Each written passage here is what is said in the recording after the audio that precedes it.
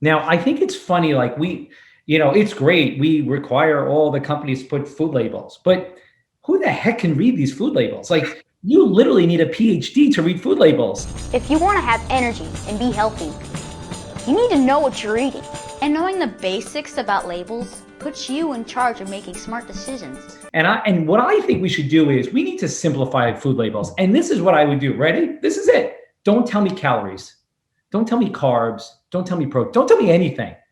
Tell me glycemic index or how it affects insulin. That's what I want to know. I want to know this food that I'm about to eat, is it going to triple my basal insulin? Is it going to reduce it or is it not going to raise it? That's what I want to know, because I think you're right. At the end of the day, what we're talking about is not calories. Calories are useless. It's such a silly concept. A calorie is not a calorie. If I eat broccoli, what's it going to do to my insulin levels? If I eat a Twix bar, what's it going to do? They could have the same calories, definitely not the same effect. So I really think we have to change people's thinking on when you eat food, what is the hormone response? What do you think? I completely agree. I'll never forget when I was in graduate school to become a dietitian, I got a question wrong on a test about a food label. And at that point, I mean, I'd already been in school for 2 years just for nutrition. I'm like, how do I get this wrong? This is what I do already, right? And it's so incredibly confusing. And not only do you have the calories, you'll then have sometimes a percentage daily value, right? And what does that mean to the average person? Nothing. I'm so damn confused. So I actually tell people, don't even look at the nutrition labels, look at the ingredients. Oh. Because that to me is what's most important. So my 11-year-old, almost 12-year-old daughter knows that if she can't pronounce, she's a smart girl, she's a good reader, but if she can't pronounce those ingredients, mom's not going to say yes, right? And sometimes I've actually like given her a test, like read it, say it properly, and you've got it, which is a great challenge for parents right there. But, and then remember that sugar can be listed in over 80 different ways, right? There's 80 different names for sugar to be listed. So it could even be brown rice syrup, right? Like there's so many things that might even, you're like brown rice, that's healthy. Yeah. So what's most important are the ingredients in the food that you're eating. I love it. There's some things that are good that just have tons of ingredients. So I don't think big ingredient lists are necessarily automatically bad.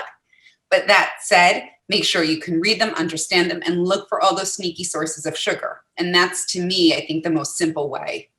I love it. And I think they should put sugar. Don't tell me brown something. Put sugar. I need to know, is this sugar or not? Stop disguising everything. High fructose corn. Oh, just put sugar and make everybody's life easy. Now, here's another question, though. Now, do you tell your daughter when she's reading labels? Because this is a dilemma. I read labels. I'm a label addict. I read labels all the time. I love labels. Actually, I love to hate labels. So, but is it the first three ingredients, or are you willing to say, okay, look, if this stuff is not in the first three, because it's usually by quantity, right? It's listed by quantity.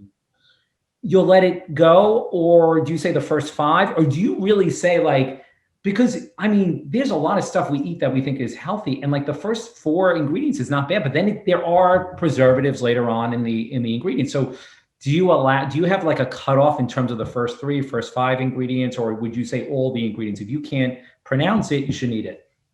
I think when it comes to things inside our house is what I'm stricter, right? Because that's the stuff that my children have them, and myself and my husband, that we have the most access to. Right. So I tend to be a bit stricter about the things inside the home.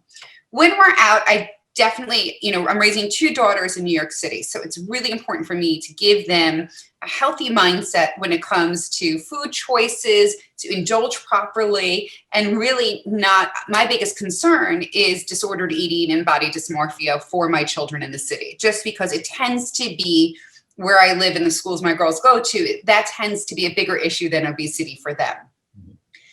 But what I talk about to my kids are, yes, obviously the first 5 ingredients are the most important. But if there are, food colorings, my kids know that if they see like yellow number 5 or red this or whatever, that's not going to jive here. It's just going to be a no-go. Less about their weight and more just about their health and their minds and their brain functioning capacities. Mm-hmm. the idea of giving my kids those artificial colors and the damage that can do is really more frightening. Those dyes that we use in the US aren't even legal to use outside of this country. So in the UK, they don't even allow that. In Europe, they're not allowed. So Kraft and M&M's actually have different ingredients on their products overseas than they do here in the US. So to me, like, that's the non-negotiable at home. And then for my older daughter who has stomach issues, we often look for like thickeners and emulsifiers. So like a carrageenan is one that we see, which is a seaweed thickener, but it can often lead to stomach issues. So that one I'm always very strict with her about, because it's just not worth it. And there's no reason to be consuming that kind of thickener anyway. Right. But for the most part is you can read the ingredients, they don't have thickeners or food coloring in them, then I'll probably say yes. That's great. That's a great answer.